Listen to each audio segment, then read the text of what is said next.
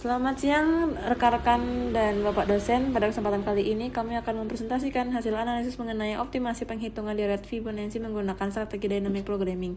Presentasi ini bertujuan untuk menunjukkan bagaimana dynamic programming dapat meningkatkan efisiensi algoritma dibanding metode rekursif biasa atau brute force. Selanjutnya, sebelum masuk ke materi, perkenalkan anggota kelompok kami yang dimana anggotanya ada Maria Faradis Sia Wada, ada Betania Natali Sumual, ada Sasha Pradita Aknesia. Selanjutnya kami akan menjelaskan latar belakang, identifikasi masalah, algoritma yang digunakan, analisis kompleksitas hingga hasil implementasi. Next. Jadi teman-teman, latar belakangnya adalah kita mulai dari deret Fibonacci yang merupakan salah satu deret bilangan yang paling terkenal dalam ilmu komputer dan matematika.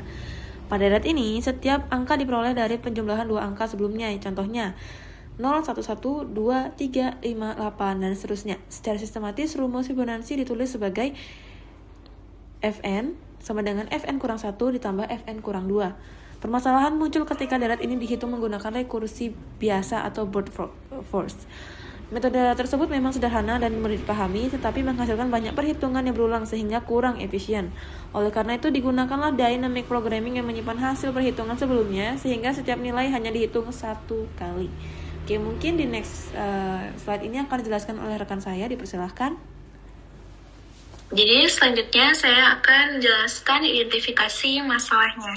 Jadi secara matematis Fibonacci didefinisikan dengan sangat sederhana. F of O sama dengan O F of 1 sama dengan 1, N untuk N lebih besar atau sama dengan 2, F of N adalah hasil penjumlahan dari dua suku sebelumnya, yaitu F of N min 1 ditambah F of N min 2. Definisi ini terlihat sederhana, tapi ketika diimplementasikan secara rekursif murni adalah masalah yang tersembunyi di baliknya. Nah, masalah itu disebut sebagai overlapping subproblems atau subproblem yang paling tumpang tindih. Jadi coba kita lihat saat menghitung F6, nilai F4 ternyata dihitung ulang sebanyak 2 kali. F3 dihitung 3 kali dan F2 bahkan dihitung sampai 5 kali. Ini tuh terjadi karena setiap pemanggilan rekursif memanggil ulang fungsi yang sama untuk nilai yang sama, sehingga membentuk pohon rekursi yang sangat besar dan boros secara komputasi. Nah, untuk memperjelas, mari kita lihat pohon rekursi dari F5.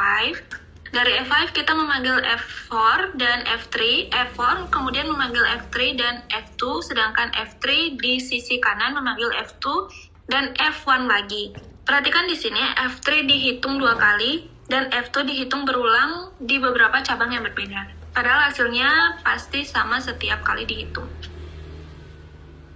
Kita lanjut bagian pseudocode dan algoritma. Jadi kita mau bahas yang kiri dulu, yaitu brute force. Jadi fungsinya rekursif, dia memanggil dirinya sendiri 2 kali. Fib_n-1 sama Fib_n-2. Kedengarannya simpel, tapi masalahnya di sini. Tiap kali kita fungsi ini dipanggil, dia tuh cabang lagi jadi 2. Lalu dijadiin 2 lagi, dan begitu terus sampai ke bawah.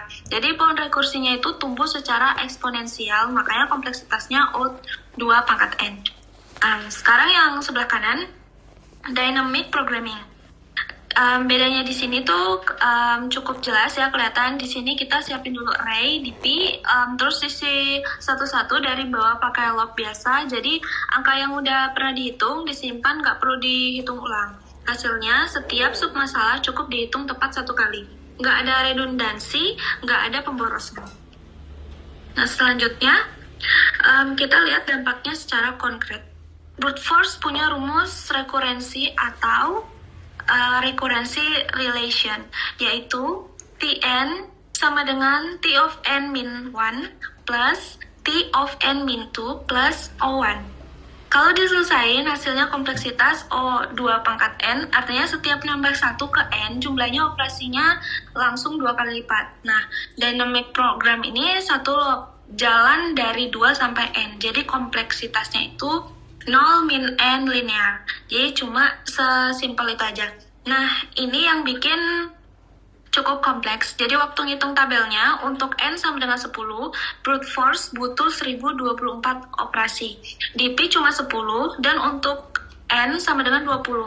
Brute force untuk 1 juta lebih, DP masih tetap di angka 20. Dan untuk N sama dengan 50, brute force udah not visible. Jadi nggak bisa dijalanin sama sekali. Nah, sementara DP-nya ini masih 50 langkah. Dan selesai. Selanjutnya, untuk perbandingan visual performa, saya silakan kepada teman saya. Oke, pada slide ini ditampilkan perbandingan performa antara brute force dan dynamic programming.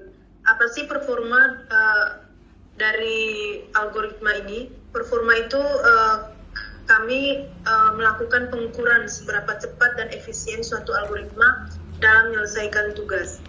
Nah, grafik ini menunjukkan bahwa ketika nilai N semakin besar, waktu eksekusi brute force meningkat sangat tajam. Sebaliknya, dynamic programming mengalami peningkatan yang sangat kecil.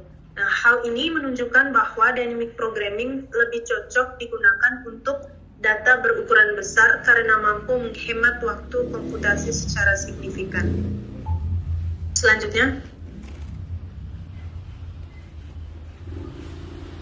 di sini ada implementasi Python. Untuk membuktikan hasil analisis teori di atas, kami melakukan implementasi menggunakan bahasa pemrograman Python, di mana pengujian yang dilakukan adalah perhitungan Fibonacci ke-30. Nah, hasil yang diperoleh adalah F30 sama dengan 832.040. Di sini waktu eksekusi brute force sekitar 284,75 milidetik, sedangkan dynamic programming hanya sekitar 0,011 milidetik. Artinya dynamic programming sekitar 25.000 kali lebih cepat dibandingkan brute force. Nah, hasil ini membuktikan bahwa penghilangan perhitungan berulang memberikan peningkatan performa yang sangat signifikan. Next. Jadi berdasarkan hasil analisis dan implementasi yang telah dilakukan, dapat disimpulkan bahwa pertama, brute force memang mudah dipahami karena mengikuti definisi matematis secara langsung. Namun, kompleksitasnya sebesar O2⁻N sehingga kurang efektif untuk nilai N yang besar. Kedua, dynamic programming mampu mengurangi kompleksitas menjadi ON dengan menghilangkan perhitungan yang berulang. Ketiga, pada pengujian Fibonacci ke-30, dynamic programming terbukti sekitar 25.000 kali lebih cepat dibanding brute force. Terakhir, konsep dynamic programming tidak hanya digunakan pada Fibonacci, tetapi juga banyak diterapkan pada berbagai masalah optimasi seperti longest common subsequence, knapsack problem, dan juga shortest path.